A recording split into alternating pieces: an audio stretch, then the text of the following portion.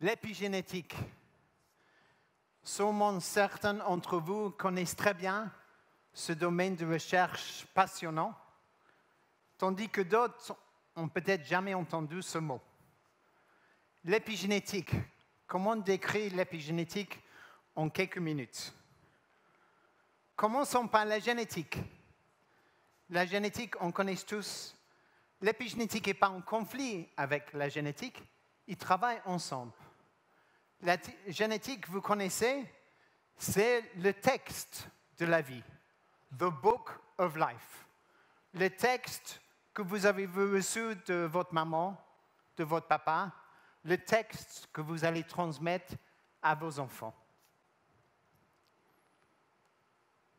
Ce texte, ce livre de la vie, est composé de 3 milliards de lettres, une longue chaîne de l'ADN dans chaque cellule, composée d'un alphabet de 4 lettres, A, G, C, T.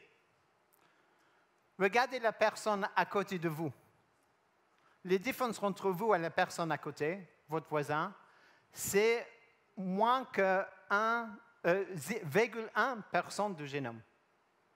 Mais vous êtes unique. Chacun a un génome unique, même si vous avez 2 977 lettres en commun. Mais vous avez 3 millions de lettres différentes, ce qui vous rend unique, comme Marine a déjà dit. Et ce génome, vous avez à la naissance, vous aurez le même génome sans changement jusqu'à la fin de vos jours.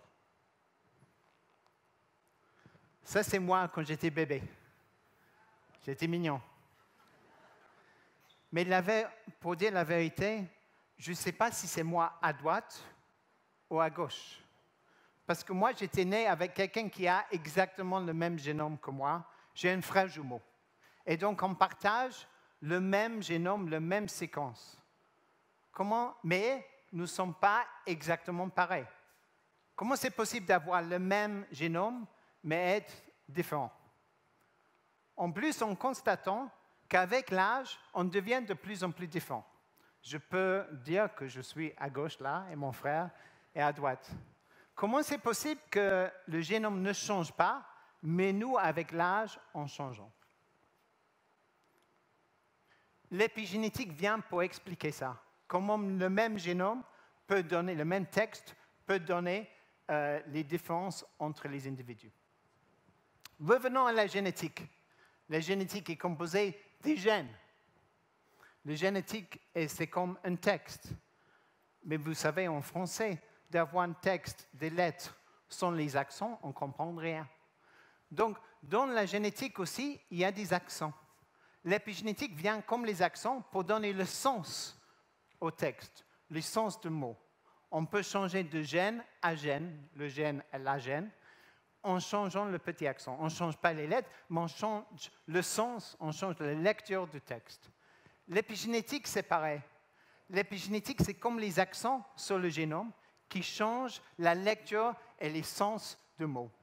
Les petits changements chimiques, la méthylation, la phosphorylation, l'acétylation, soit sur l'ADN elle-même, soit autour de l'ADN, qui changent la lecture du génome. Et d'où viennent ces petits accents épigénétiques? Ils viennent des voies métaboliques. Et donc, ça donne un lien moléculaire chimique direct avec la nutrition, l'alimentation, l'environnement, la physiologie. Donc, comment serons-nous soignés en 2030? En 2030, j'espère qu'on serait capable de réagir sur ces accents. Nous sommes en train de définir, de caractériser et de travailler sur les enzymes qui sont responsables pour la mise en place des accents épigénétiques, pour la lecture de ces accents et pour la suppression de ces accents.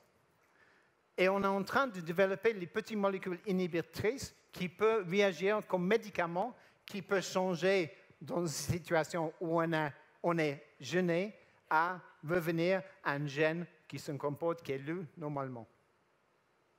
Je vous donne quelques exemples. En 2030, j'espère que le cancer serait traité avec les médicaments épigénétiques. Le cancer, c'est une maladie qui est à la fois génétique et épigénétique. On ne peut pas corriger les mutations génétiques, mais j'espère qu'on peut changer les accents pour passer des situations gênées ou pour revenir à un gène normal, pour transformer une cellule cancéreuse en cellule normale. Les cellules souches, vous allez entendre sur la thérapie cellulaire, pour changer l'identité d'une cellule, on ne réagit pas sur le génome, mais sur les épigénétiques, la lecture du génome. Et on a déjà entendu parler de la médecine personnalisée. En 2030, vous allez venir voir votre médecin avec votre génome sur une clé USB ou sur votre portable, mais le médecin ne peut pas comprendre et lire cette information sans avoir aussi l'information sur les accents, sur l'épigénétique. Donc, le médecin va intégrer l'information génétique et l'information épigénétique pour choisir un médicament adapté à votre situation. Et moi, je serai où en 2030? Je serai en train de préparer pour partir à la retraite, mais je m'engage pour les prochaines 12 ans de travailler pour comprendre comment ces enzymes réagissent pour placer, lire et réagir sur le génome et pour développer les petites molécules inhibitrices pour changer et modifier l'épigénome. Et mon frère jumeau, en fait, mon frère est aussi professeur de génétique à l'Université de Pennsylvanie, donc mon frère génétiquement identique va faire pareil que moi.